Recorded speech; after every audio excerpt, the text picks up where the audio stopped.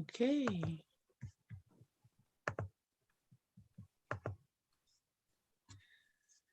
Good evening, everyone. This is Attorney Robin McCoy with Political Coffee with Robin and Tracy and our special guest, David Sanchez. And for today's show, I have a Scorpio mug, and it says, and I have hot cocoa, and it says, ambitious, brave, and charming. So welcome. Yes, my welcome daughter's a Scorpio. everybody. Oh, okay. Hi, David. We're so happy to have you with us today. We understand that you're right in the thick of it when it comes to this Detroit City Council race, and we do appreciate you coming off the campaign trail to talk with us. Welcome to our audience. Thank you for joining us during another weekday edition of Political Coffee. I'm Tracy Martin, and today I brought with me my actually my chocolate mug. I don't know if you can see it with the green screen. Oh yeah, I can see the chocolate. Yeah, I brought this because today happens to be Cinco de Mayo. Yeah. And you know, I know a lot of people, well, you know, President Biden went to this famous Mexican restaurant in DC called, I think it's called Las Camelas. And the official dish, I think, is mole poblano. So that's why I brought this cup, because I love chocolate, dark chocolate. And David, we're gonna toss to you. What kind of mug did you bring today? Thank you. Thanks for having me, by the way. And I got this mug here. It says, "We saved our country 2020." That reminds me of the work all of us did, came out and voted, saved the country from the tyranny that was Trump. I can say that. This is a political show, so I can say that.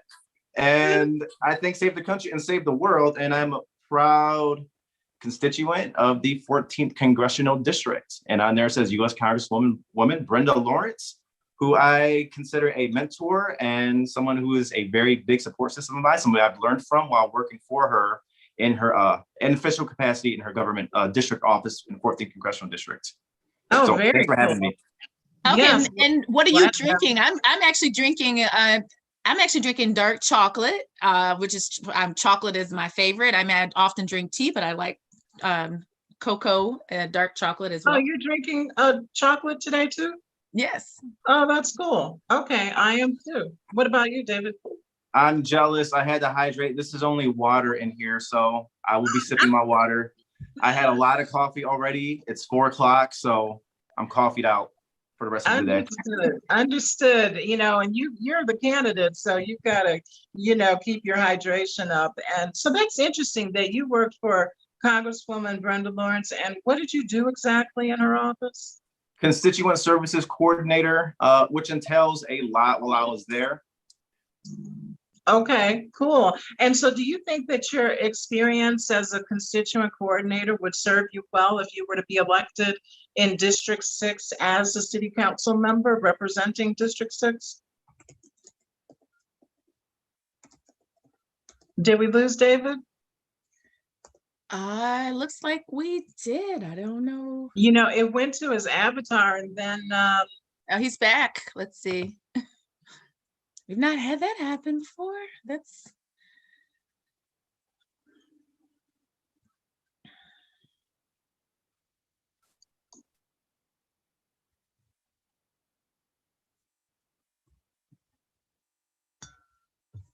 well, while we're waiting for him to come back.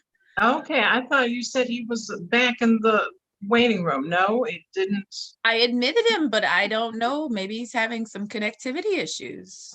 Yeah, you know, he did say offline that he was having some technical difficulties. So hopefully he will get back on the call. So, well, you know, in the meantime, you know, this city council race in Detroit has been fascinating to me, Robin, because you know, there have been a lot of challenges to the candidates in terms of who's going to be certified for the ballot. And so that's one of the questions I want to ask David Sanchez, if he's actually certified for the ballot. I believe he is, but, you know, there have been lawsuits filed in other districts. For example, The at-large race with Janie Ayers, she was challenged by Okay. this individual named Lee Pratt Reed, I think. And, or maybe I'm transposing the last name, Lee Pratt Reed, I believe that's who it is. It's up on MERS. And also in District 4, retired Judge Virgil C. Smith. The same individual is also challenging Judge Smith, whom we both know through Lincoln Hall of Justice, of where the Wayne County Juvenile Court sits. And this individual is challenging the candidate, a retired judge, because of his status as a judge, but he's a visiting judge. He retired, as we know, and he's not elected. He's basically like a contractor, but because of his skills as a judge, he's been asked to come down to juvenile court, pitch in, and help out with the docket. So I don't know if that argument is going to fly, but there could be an issue about separation of powers. And incidentally, the state court administrative office was also sued by the same individual. It was a named defendant with respect to Judge Smith's status with that particular court. So that's going to be interesting. A source of mine says that we'll find out any day now who's actually certified for the ballot for the Detroit City Council races. So we'll find out soon. No, and then I know from our previous discussions with guests, so the primary, what will be in August? August the 3rd, yes, August 3rd. 3rd. And things are heating up, but something fascinating happened the other day. On Monday, now he's a former council member, Gabe Leland, he entered a guilty plea on misconduct in office. He used to represent District 7. And so the question, and he immediately resigned because I believe that was part of his plea deal. Incidentally enough, Robin, you would appreciate this. He's represented by the legend, Steve Fishman, legendary criminal defense attorney. And Attorney Fishman worked out a deal, as I understand it, for no jail time. Right. And, I did. I saw that you put a Facebook post because you compared that to Monica Conyers, how the fact that she did prison time. Hello, I'm so sorry. Hello, David. You're back. No, Yeah, oh, we're you're like, we back. lost him. What happened? I'm so sorry. That won't happen again. I apologize. He's back. You know what? Oh, Because I'm using my phone, and then I got a call, and then I pushed the wrong button, and then I had a hard time getting back on. Oh, okay. Well, you're back now. We didn't. Nobody lose called me. Yeah. So, I mean, let's just jump right into it. Why are you running for city council? What compelled you to run for this particular race? And it's an open seat now in District 6, right? Because Raquel Castañeda-López, she said she's not seeking re-election. And so did you make up your mind before Councilmember Lopez announced her decision not to seek re-election? Yeah, I did.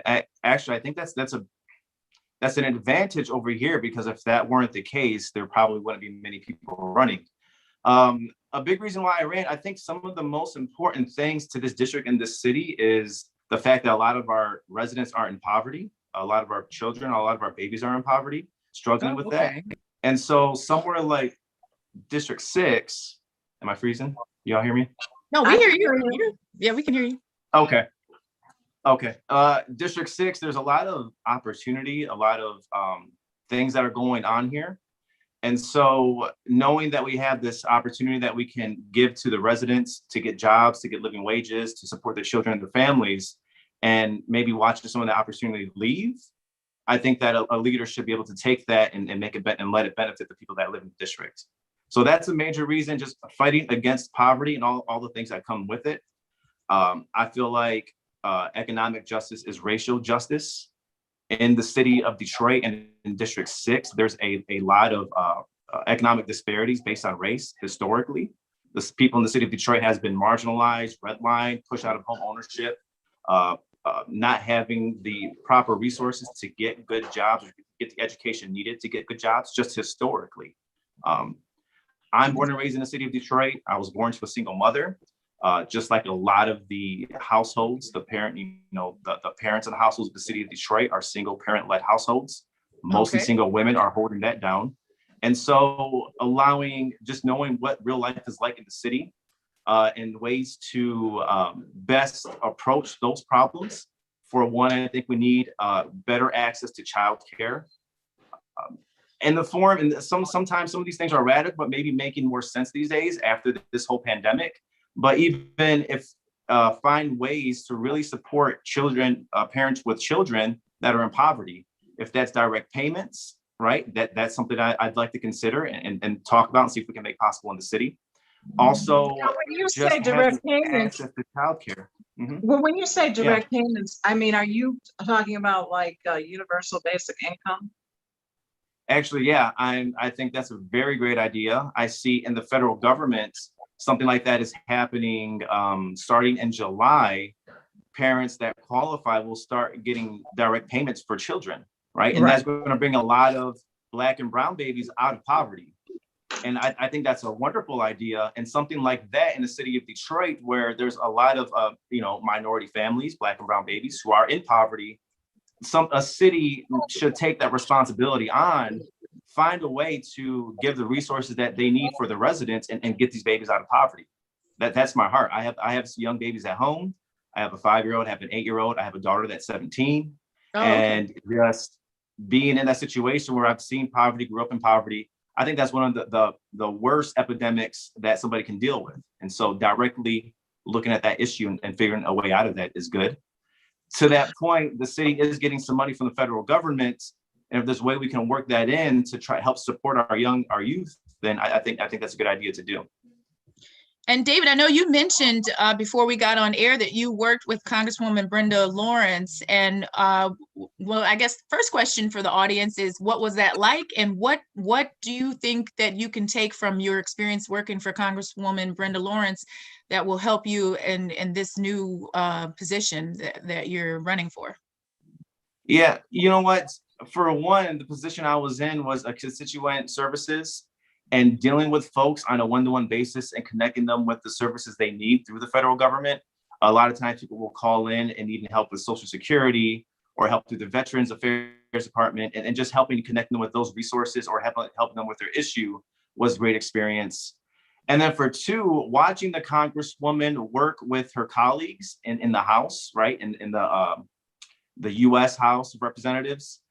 A lot of times partisan divides, it's hard to get things done because there's a whole other party there that's working against you.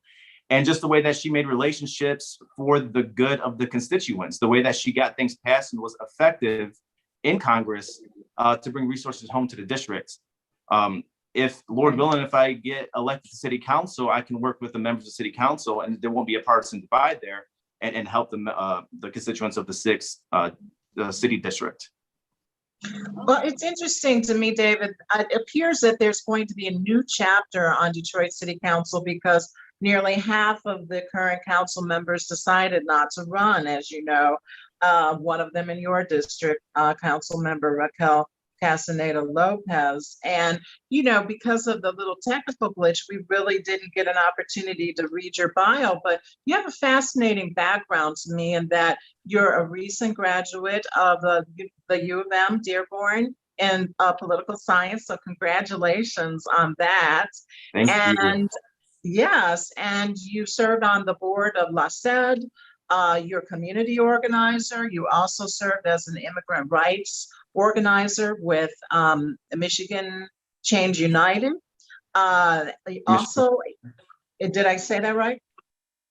Michigan United, yeah. Michigan United. And as you said, you're a husband and you're a dad of 3. You know, one thing that I found interesting on your website, it's a great website, by the way, love the photos, is that you said that you're interested in taking on this whippet epidemic. If you could talk more about that, like what's going on with the whippet epidemic in District 6? Yeah, well, first of all, thank you for the congratulations with the recent graduation, U of M Dearborn. look, it's been tough because I've been doing the virtual school along with my children at the same time. Three Really? kids on virtual Zoom school, along with, myself for taking the college classes. It's actually been a blessing, the whole thing, because it would have been hard to work full time and go to school and, and do all of that with the kids at home. So through the pandemic, I took full advantage of the virtual schooling option and was able to graduate finally after many years away. And so that was interesting. No challenge, but yeah, congratulations. We got it and done. Also, wait, I saw your bio that you went to Western International High School. And so I worked as an educational advocate, and I had students, represented a student that was there, and I was working with that student to make sure that student got the proper special ed supports. And I also did a program. I do what to do when stopped by the police programs, but I also did a program on knowing your rights when encountering the police and immigration with immigration attorney Cindy Nunes. So I'm excited. I mean, I've been to that school. I know it's a wonderful school, wonderful staff. And so, yeah, shout out to Western International High School. So I'm sorry I interrupted you. Go ahead with what you're saying. My alma mater, I love it. Yeah, and I still stay as connected as possible to them. Still live right down the street. So born and raised in the same neighborhood, still here. And yeah, so when it comes to the whippet epidemic, so the first thing you notice, just even if you're driving or walking around Southwest Detroit, is these little metal canisters that are all over the streets. Wow. And then those are ways that people, a lot of times it's young people, use to just get a cheap little buzz by inhaling it, which for one is very bad and dangerous to their health. And then it's an issue of blight. And unfortunately, it seems like people are driving around while they're doing it, because you'll just see cartons full of these things dumped into the middle of the street. Well, I think when they're done inhaling them and they're driving around, which is obviously very dangerous. And so actually, even a few years ago, I got with Senator Stephanie Chang and a group of us in the community. We had a focus group and a coalition that just advocated to do something to stop these things.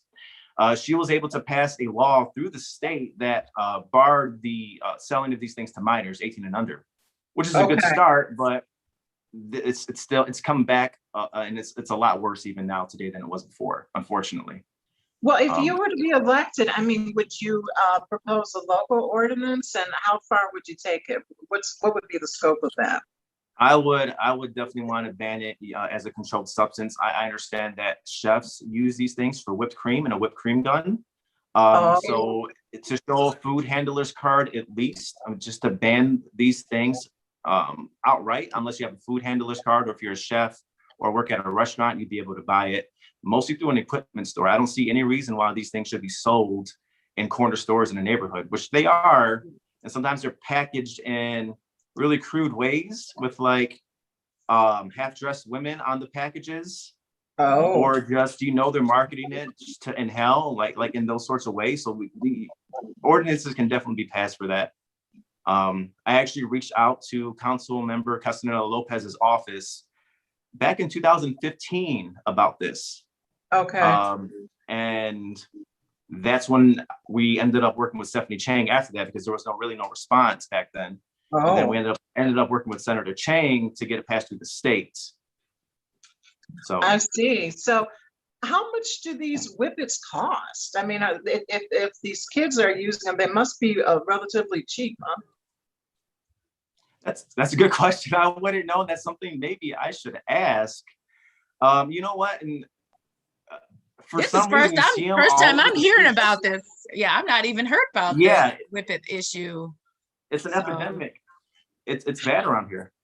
Yeah, I know that the whippets are a major issue, and I understand your concern, and this, it's on your platform, and that was at the top of my mind. And if they're being sold, to underage kids, and it's also an environmental issue. People are just throwing them out anywhere. You mentioned the word blight, and with this crude packaging, and that's not good. And are there any, to your knowledge, what are the side effects? How could it impact someone's health if a young person, if they do these whippets? from what I understand, the high comes from lack of oxygen to your brain. And so Wow. it's literally killing brain cells. That's where the high is coming from. So I think an education campaign, I mean, using a platform like City Council for an educational campaign, look, one that resonates, right? One that talks to young people where they are, which I don't consider myself a young person anymore, right? I'm approaching 40 years old. So maybe I'm not that right person, but recruiting young people in the district that want to make an educational campaign about what this is really doing to somebody, I think would be a great start too.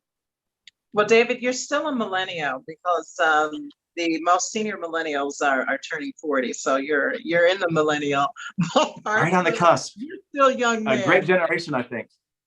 And that's great because, you know, I think personally, I'm a Detroiter. I think that Detroit City Council needs a youth injection, frankly, and that would be great if you were to be elected. Now, you were talking about Western International High School a moment ago. You said that's your alma mater. It's, as I understand it, the most diverse high school in Detroit Public School Community District, the school district. And one of your opponents also graduated from Western International. Did you know him, Hector Santiago, or were you there at the same time or around the same time? That's a great question. I've met Hector since he ran for office. We've seen each other on a campaign trail, so to speak. He looks so familiar. You know, when you're from the same neighborhood and you see somebody, you know they're from the same neighborhood, but you don't really know them personally yet. Right. And then, you know, but we just recently met in person, I believe. And we might have went to high school at the same time. I think if we would, I would have remembered, but I'm not so sure. Actually, I should find out how old he is. Yeah, I graduated in 99. So the last one of last century. So maybe I'll reach out and ask him what year he graduated and if we went together. But I feel like I knew everybody I went to school with. So I feel like maybe he wasn't there when I was there. Interesting. What's it like out on the campaign trail? I mean, are people complaining about these whippets? What are the top 3 issues that you're hearing when you're talking with people going door to door canvassing, I assume? Yeah, well, blight is a really big one, of course. You know, folks want solutions still to like the blight and you know, in Southwest Detroit, there's not a huge issue of the abandoned houses. It was an issue before, and I know it's an issue in a wider area of Detroit. But in Southwest Detroit, actually in my direct neighborhood, a lot of the property is, you know, kind of spoken for, getting fixed up. In other parts of the district, in 48204, like the northern part of the district, blight and abandoned houses and things like that are a huge issue. Right? And 48217, sometimes blight and abandoned houses are a huge issue. And so it's a very diverse district in terms of race, in terms of income, and even in terms of, you know, the type of issues that people are seeing that people need. And so blight is really big in some areas, in some areas it's not. And of course, public safety, you know, folks want to feel safe in their neighborhoods, safe in their houses. That's a huge issue for folks as well, you know.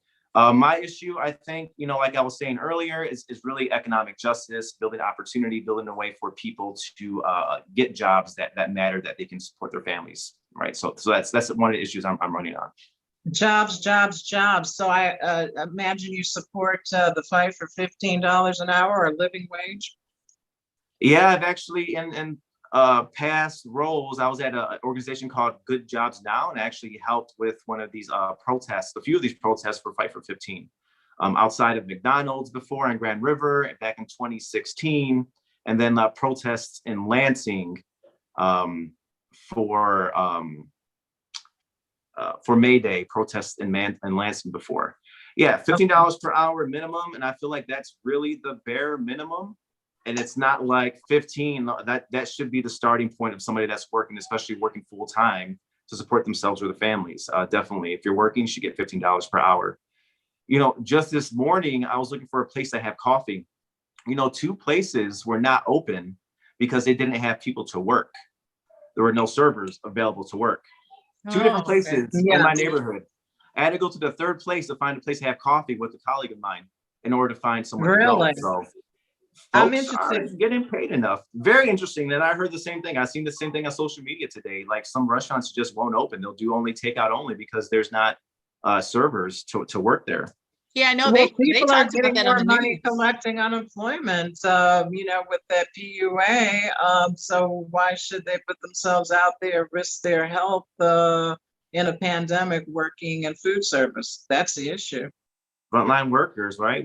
I think COVID exposed almost everything, right? The folks that are getting paid the least are making the world run. My wife is a frontline worker. She works at Children's Hospital. And so, I can say things about that, but she doesn't get paid enough there neither, right? She's barely making 15 an hour. So we need to pay people more. Yeah, we need to pay people more. I was going to ask you about your beautiful wife, Megan. I didn't realize that she worked at Children's Hospital. That's tough, during this pandemic. And I understand that Megan's a fierce advocate for special needs when it comes to autism, because you have a child in the family with autism? Yeah, my 8-year-old Benicio is diagnosed with autism at 3 years old. Okay. Which that's a whole process, getting your child diagnosed with autism. It's a whole ordeal in itself, right? At least when we went through it, it was just really tough to get the services he needed, to get the diagnosis, and we still deal with it today. We're really concerned about his education, his special education, right, with those services, so he can reach his full potential. That's very important for children. So that's another issue that's a struggle that we've endured. And hopefully, if elected, I can help make that process a little bit easier through the city. Yeah, in the work that I've done as an educational advocate, we've worked with some kids that are autistic, and it has been a struggle. I mean, it's a matter of what schools, when you go into the schools, because it was K through 12, the work that we were doing. I mean, I still do it in private practice, and it's a matter of sometimes you go into the schools and you have officials that know about the rules and the laws and the policies, and sometimes you don't. And it's a matter of, I talk about it, it takes a village coming in, having the parents and the child and the teachers and the special ed teachers, school administrators, having everybody on board, making sure we're getting a proper evaluation in the IEP, the individualized education plan. And then if there are behavioral issues, also making sure we have the BIP, the behavioral intervention plan, and making sure that we're not having the kids get sucked into school to prison pipeline, kids with disabilities being misunderstood. Because we've seen a lot. Tracy and I both work at the juvenile court, so we've seen a lot of kids that get sucked into that. And that's why I was really loving the work I was doing with the Michigan Children's Law Center, because we were working with kids and we were preventing suspensions and expulsions. And we're really working to make sure that the parents got the knowledge they needed, the schools. And there's a group I'm a member of, it's called COPA, the Council for Parents, Advocates, and Attorneys. And I don't know if you've heard of that group. I'll send you that information, but that's an advocacy group that brings in parents who are children with special needs and disabilities, attorneys, and advocates, some advocates that are non-attorneys, and just pooling of the resources and just making sure that the kids with the disabilities get all the right supports. Yeah. And my wife is actually real passionate about making or creating or helping to create fun things for them to do, right? So a sensory park is an idea she had. She said, if you get elected in the city council, can we make fun things for kids with autism or special needs to do, like certain parks that would help them, experience and play with other children like them, or even other children that are neurotypical, what we say, right? But yeah, you bring up a great point. A lot of the police incidents, a lot of times, the victims of police brutality, come out and say it is young people with autism or people with autism, right? That happened in Chicago. And that's a really big fear of ours, right? Our kid growing up, our son growing up and going out there in the world on his own, and people around him don't understand that he's autistic and he's not listening to certain things, and something bad happens, right? That's one thing that my wife is afraid of. Wasn't that the issue with Adam Toledo in Chicago? The poor young child who was unarmed and was just shot down by law enforcement. So is that coming up, when you're out there on the campaign trail, though, people saying, hey, could you do something about education, even though that's really not the purview of city council? As I understand it, it's coming up a lot in these conversations with voters, the people in the community who want to see some change, want to see some action. And education, yeah, definitely. I mean, I think that's just one of the pillars of a good community, right? For one, you know, I remember back in the day, one of the mayor's main goals was increasing residency or increasing residency among Detroit again, right? We're a city that's built for almost 2 million people. And we're getting the census data out here shortly, but I think we're at about 700,000, 800,000 people, something like that, right? But Less you than can't. that. Okay, well, yeah, I don't know if I need to go through it, right? But you can't keep families with children here if you don't have a really great education system. So that's one of that's a root cause. That's something we need to improve and fix and make work for our children, for our families, or else people will come here when it's a hip city, when it's trendy, and then when they settle down to have families and have children, they're going to move their kids somewhere else to go to school. And so that could be a huge issue, right? I think so. Even back, you mentioned that Western is a very diverse school. It is, because we are in a very diverse district. I think that in itself is an education that's valuable, which is why I choose to send my oldest daughter to Western. I went to Western. I was around a whole diverse crowd and students, right? So I think that's an education that everybody in this country needs. And so that's why I do like going to Western. Interesting.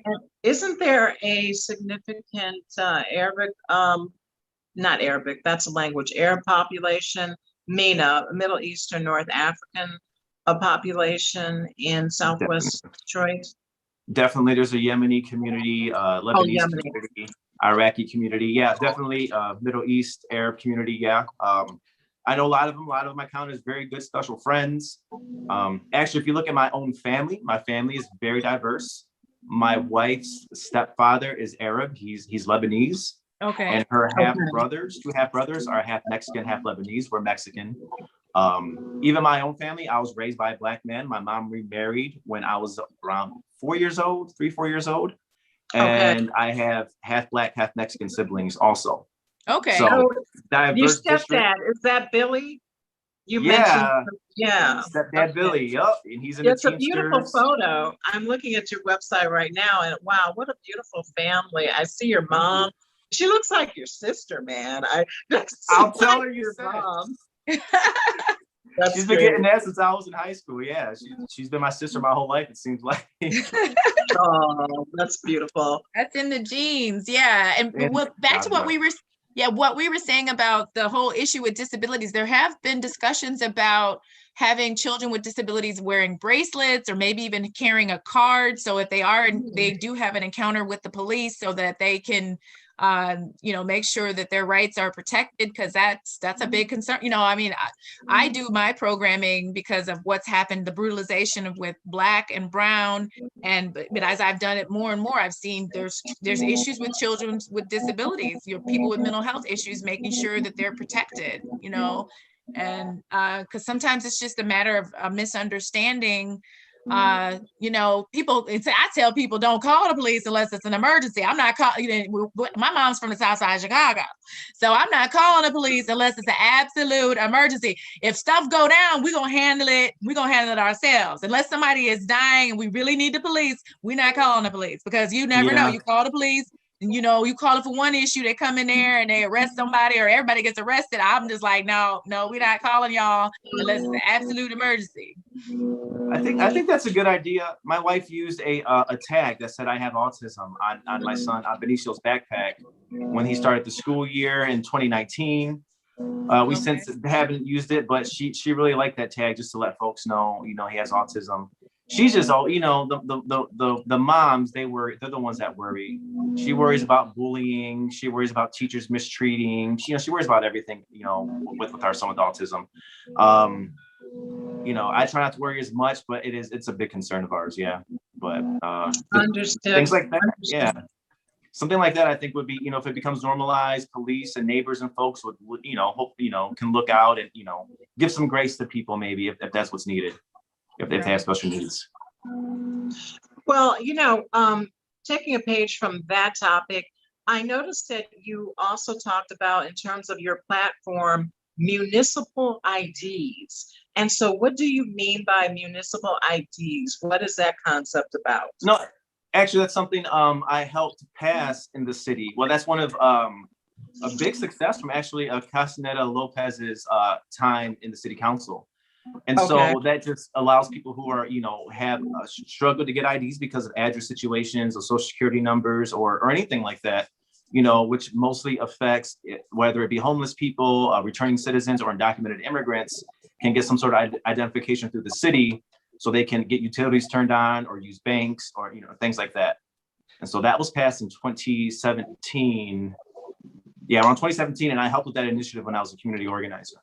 Oh, So that's awesome. you've already done that. And so, you don't hear much about that though. I'm a Detroiter, and I remember when that was discussed, and then I didn't hear anything more about it. And so if somebody wanted to get a municipal ID, how would they, in a nutshell, how would they go about doing that? I think they put that on hold throughout the pandemic. They were allowing folks to get them, I think, at the Samaritan Center in person or at Patton Park in person. So two sides of the city.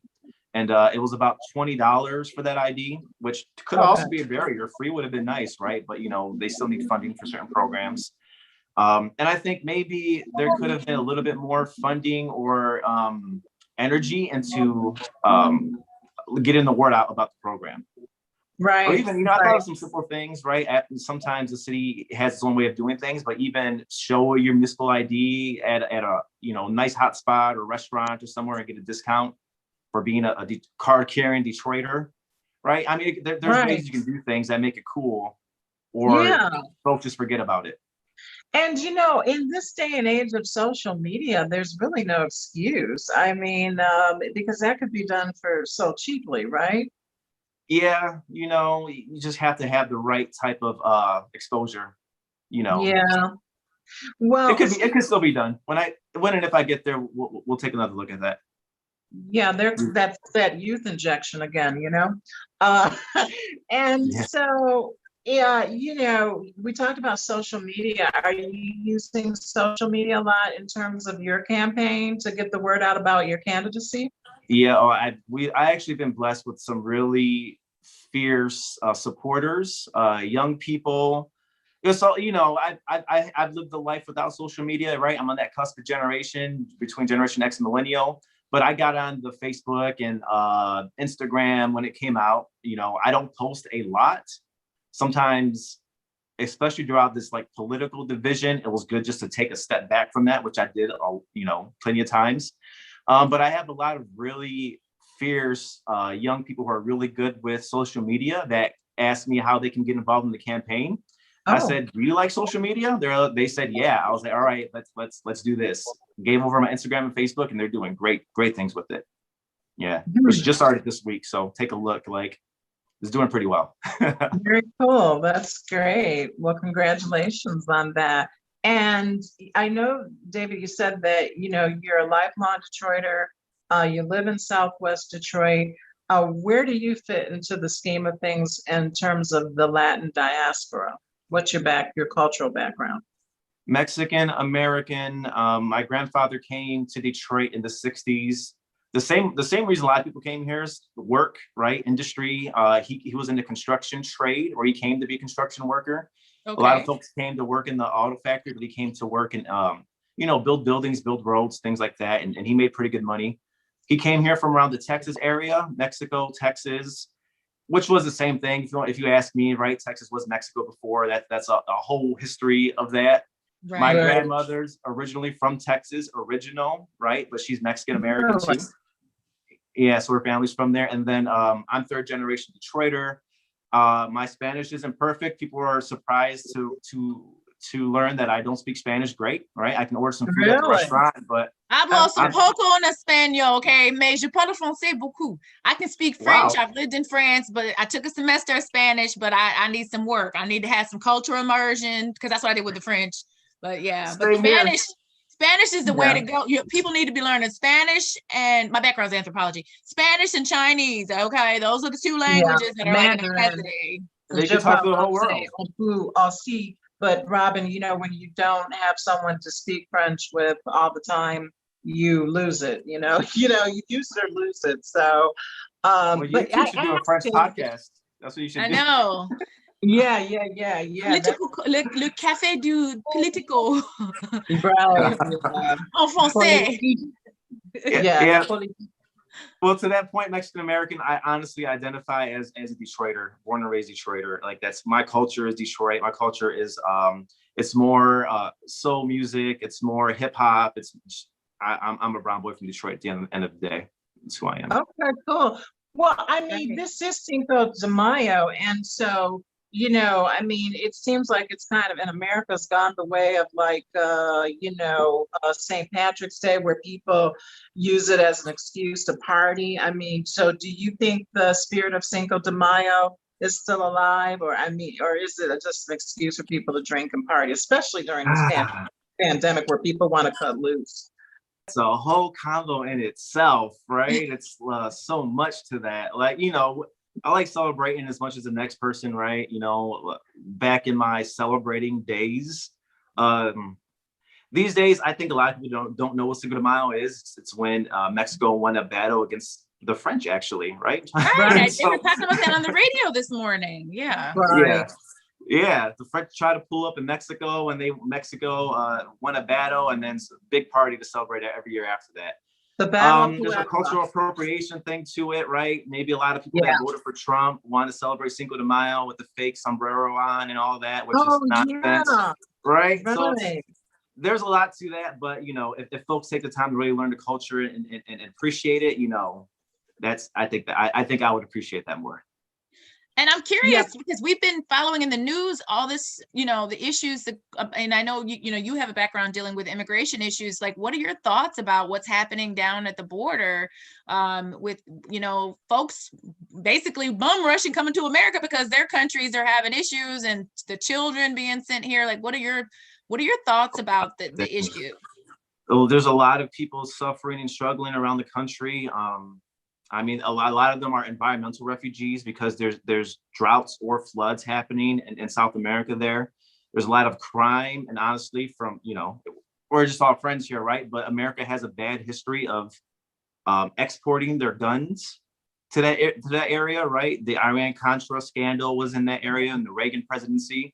A lot has happened there, and now we have refugees at the border showing up.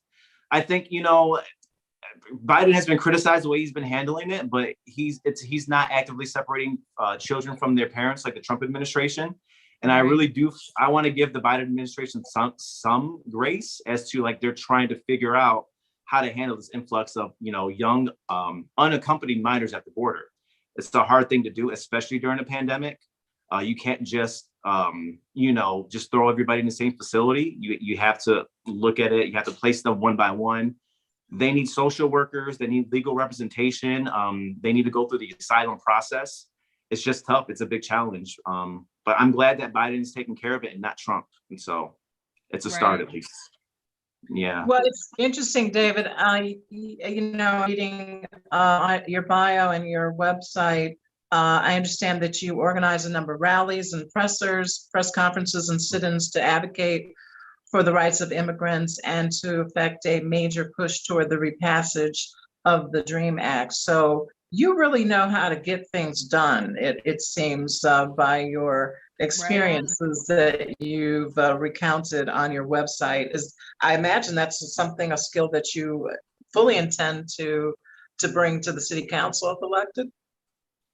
That's why I'm running. I feel like exactly that. I feel like there's a big need that we have to address and identify what the need is. To me, like I said, it's economic justice, right? To me, economic justice is racial justice. But yeah, during the Trump era, there was so much to do. It's the fight.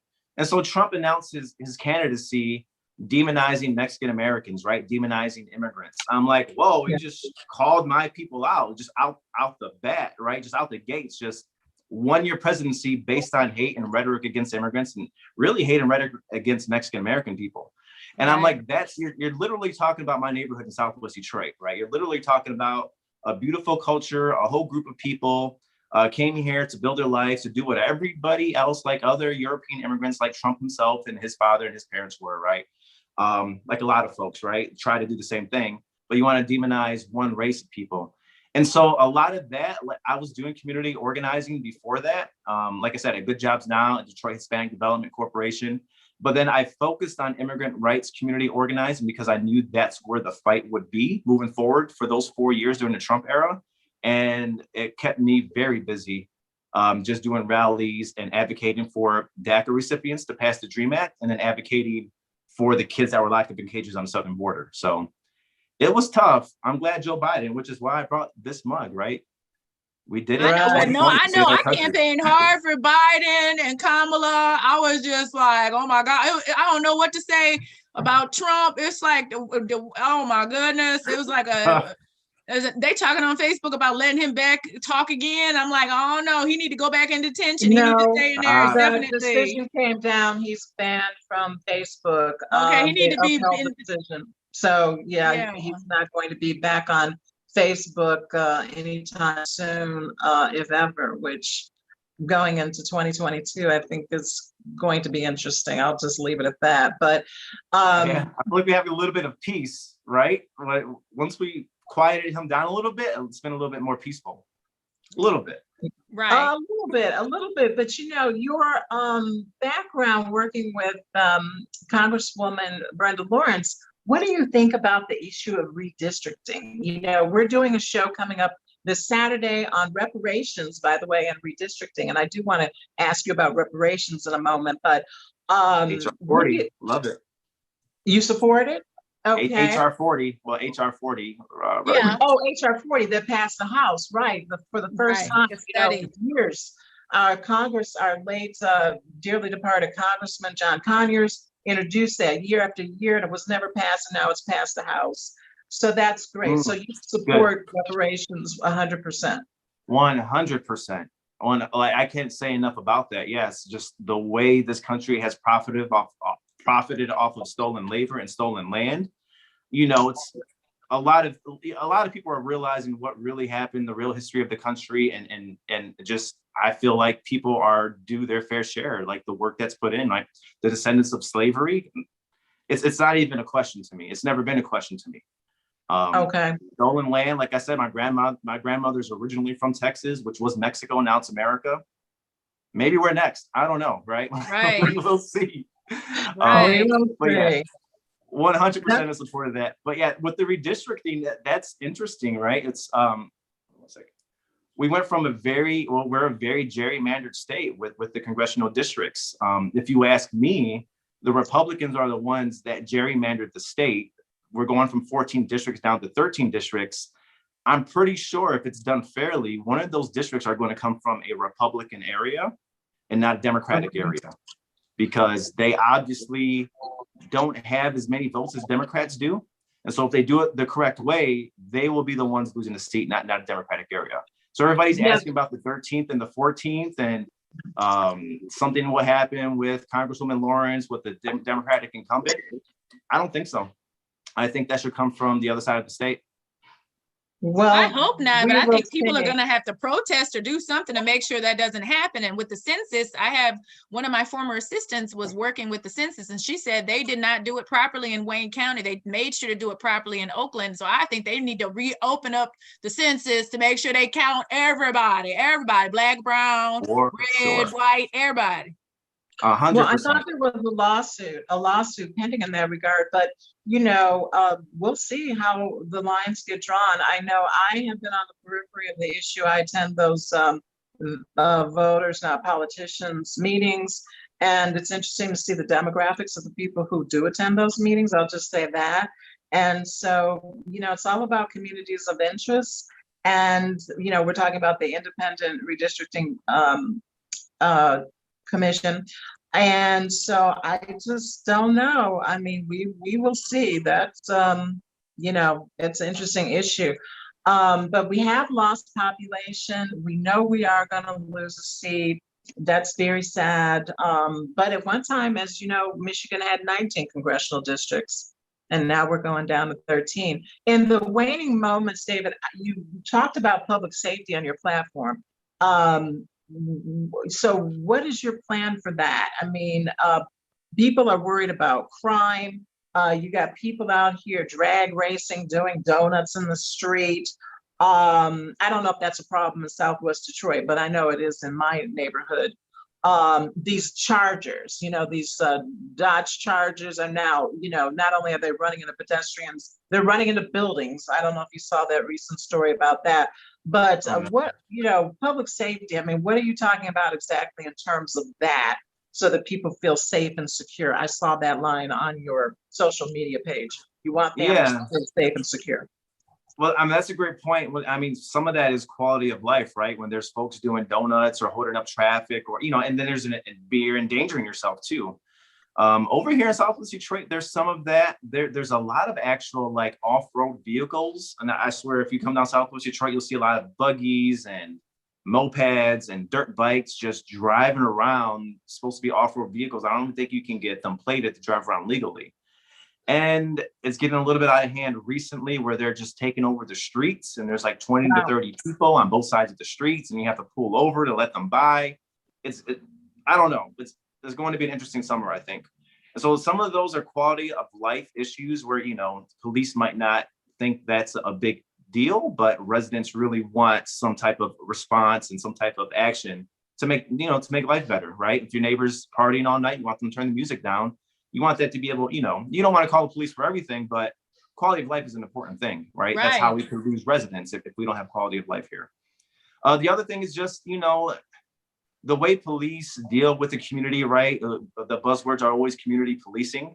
But I think at the end of the day, the police culture has to change, right? It's easier said than done, but they have to understand that they're in service to the community, right? I support police. If I ever need police or a loved one does, I want them to be able to call and police be responsive and protect and serve and do the things they're supposed to do.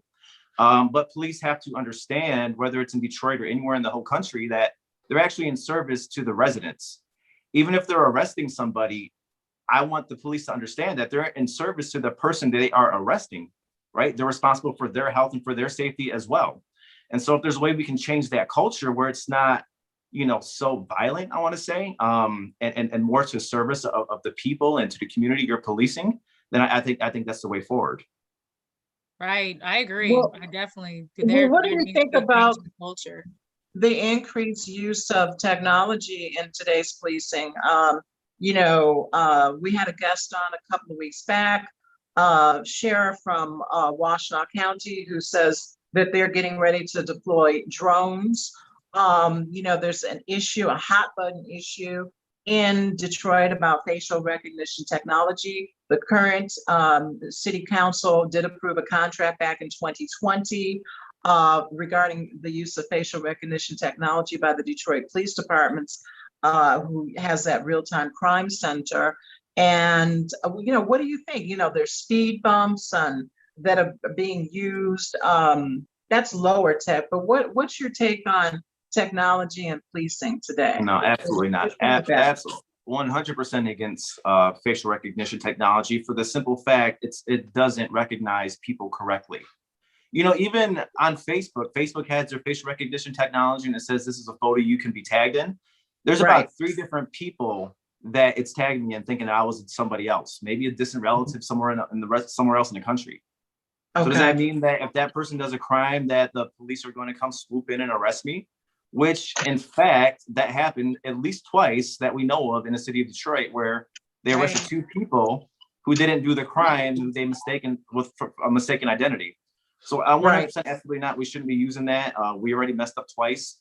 Who knows if the city is going to be held liable for that financially, right? We don't need to be spending money on 1, technology that's not ready, on 2, paying out money for lawsuits for arresting people. So no, and then it becomes another situation where even if the technology was ready, for 1, it's not, so it's an absolute no. But even if it was ready, do we want to be monitored like that? Is that real community safety? Is community safety more like I just explained last time, police treating people with respect and courtesy? Or is it technology and drones and monitoring? I'm just not for it at this point. So no, not at all. Interesting.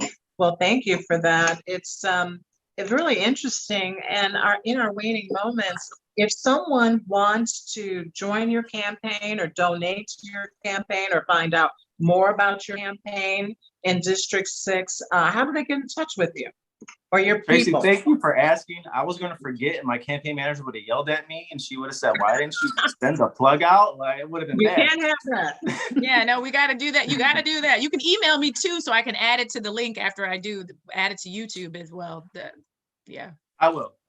So david4detroit.com, is that easy? david4detroit.com, FOR, Detroit.com. And then I have my donation link, Act Blue, right there. So you can just, give any amount. Well, Okay. 2,000 is the limit. I'll take up to 2,000. So, on Instagram, it's the same thing at David4Detroit. And then on Facebook, you can find me, David Sanchez. And so please, we're very responsive. You can send an email to davidsanchez@gmail.com too. But really just go to david4detroit.com and everything is there. Cool. And are you Okay. on Twitter? Is your campaign up on Twitter too? Wow, I made a Twitter in 2010 and I haven't really touched it since then. So I should Okay. definitely go on Twitter. Yeah, was you just gonna have to be wondering. Twitter, Facebook, YouTube, because Facebook, TikTok. Facebook is, there are a lot of people on Facebook, but Instagram, the kids, little kids, younger folk are on Instagram. Well, you have some kids working with you, they'll tell you. Oh, I'm on Instagram. I like Instagram, but Yeah, he never says he's got on into it. IG. Yeah, you'll find me on Instagram and Facebook. I got to take a look at LinkedIn, and I see all the cool people are doing TikTok. So we'll see about that. Yeah. I don't dance though, so I it won't be dance. good. I'm gonna get on there. I'm gonna get on TikTok. I just haven't had the time. Tracy and I are busy with our legal work, but you're gonna see me doing. I mix it up. I can do hip hop, reggae, salsa. I've done Bollywood. I've done it all. Okay, I got Robin, videos. I'm gonna just make my little videos. I just got to get some time to get and do it. Just get my videos ready. you let me know when you're on, and I'll make it. I'll follow you. Well, Yeah, there for you go. sure. I'll tell There my you go, aunt babe. that I met you too. My aunt Virgie. Please do. She knows everybody. She may not remember me, but yeah, please do. Tell her I said Okay, hi. That's for fantastic. sure. And So, David, you don't have to dance. You can just be out there in the community and show some of your. oh, you've been muted, Tracy. You got muted. I was saying that David doesn't have to dance. He can just, be seen in the community with some potential constituents who are out there dancing it up. And I'm sure it would go viral. Well, Big background music. yeah. Well, thank you for watching, everyone. We appreciate you inviting us into your homes or wherever you might be watching, on YouTube and social media platforms. We've been talking with David Sanchez. He is running for Detroit City Council in District 6. It's now an open seat. And you've been watching Meet the Candidate. And David, we've really enjoyed talking with you and finding out more about your candidacy. And we wish you the best of luck out there on the campaign trail. It's going to be 2 that are going to go forward from that primary on August 3rd, correct? Correct. Yeah. So it's going to be a long campaign season ahead of us. So I'm pacing myself. Yes, And and I concur with Tracy. Good luck. You've already been doing a lot of wonderful things. So we wish you luck on your bid for this race. And folks, so this has been Political Coffee with Robin and Tracy and David Sanchez, and I got my Scorpio mug. And I know our guests have their mugs as well. So everybody be blessed, be safe, and like, happy. Share, subscribe, Yep. comment, share, and subscribe. And happy Cinco de Mayo, everyone. Happy Cinco de Mayo. So Yes. adios. Cheers. So, Thank you, Robin. Thank you, Tracy. And I hope to be back soon. okay, Yes. be blessed. We'd love to have you back on. For Good luck, sure. David. Okay, Thank bye, you. everybody. Bye, Bye, Robin. everyone. Bye, David.